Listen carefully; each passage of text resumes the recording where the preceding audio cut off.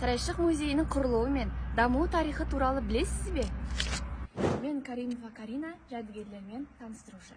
Сарайшық мемлекеттік тарихи-мәдени музей қорығының құрылуы мен даму тарихы туралы қысқаша мәліметтермен таныстыратын боламын. Сарайшық орта ғасырлық қала. Оның тарихы қай заманда да қалың көпшіліктің назарында болды. Оның жошы ұлысының Ноғайлы мен Қазақ хандығының астанасы болуы, Еуразия аймағында жібек жолының алтын көпірі болғаны әлемге аян. Орта ғасырлық қала Атырау қаласынан солтүстікке қарай 45 километр жерде, Жайық өзенінің оң жағалауында Махамбет ауданы Сарайшық ауылы маңында орналасқан. Музейдің тарихы сонау 1963 жылдан бастау алады. Тарих пәнінің мұғалімі, өлкетанушы Мұсажат Намазғалиев Жайық бойынан жәдігерлерді жинап, Сарайшық өлкетану музейінің қоғамдық негізде ашылуына себепкер болды. Одан кейін әртүрлі кезеңде музей қызметінің дамуына жергілікті өлкетанушылар Қуанғали Қаштеұлы Жұмалиев, Молдаш Сәрсенғалиұлы Бердімұратов және Жанұзақ Ғизатов сынды жергілікті азаматтар өз үлестерін қосты. 1971 жылы Гурьев облыстық тарихи өлкетану музейінің филиалы болып, Сарайшық тарихи өлкетану ауылдық музейі деп аталды. 1999 жылы 23 сәуірде Атырау облысының әкімі Иманғали Тасмағамбетовтің Сарайшық қаласына айрықша назар аударуы нәтижесінде хан ордалы Сарайшық музей қорығын құру туралы қаулы қабылданды.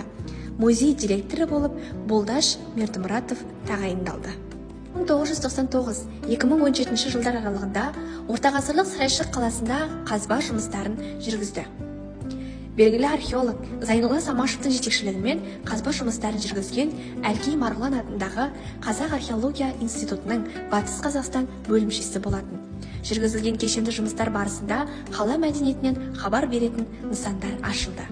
2018 жылы 4 сәуірде Қазақстан Республикасы үкіметінің номері 162 қаулысымен Қазақстан Республикасы Мәдениет және спорт министрлігінің Сарайшық мемлекеттік тарихи-мәдени музей қорығы республикалық мемлекеттік қазыналы кәсіпорны болып қайта құрылды. 2018 жылы 27 қыркүйекте Қазақстан Республикасы Мәдениет және өнер істері департаментінің ұсынысы бойынша тарих ғылымдарының докторы профессор Әбілсейіт Қабизұлы Мұхтар тағайындалды. 2016-2018 жылдары Атырау облысының әкімі Нұрлан Асқарұлы Ноғаевтың қолдауымен Сарайшық қалашығын Жайық өзенінің тасқын суынан қорғау мақсатында өзен жағалауы бетондалды.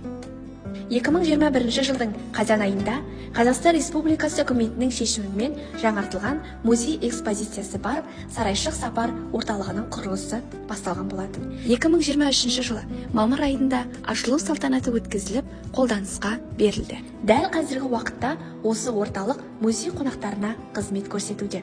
Келген туристер назарына ұсынылатын 7 экспозициялық және бір уақытша көрме залынан тұратын сапар орталығында бір мезгілде 100 деген адамды қабылдау мүмкіндігі қарастырылған.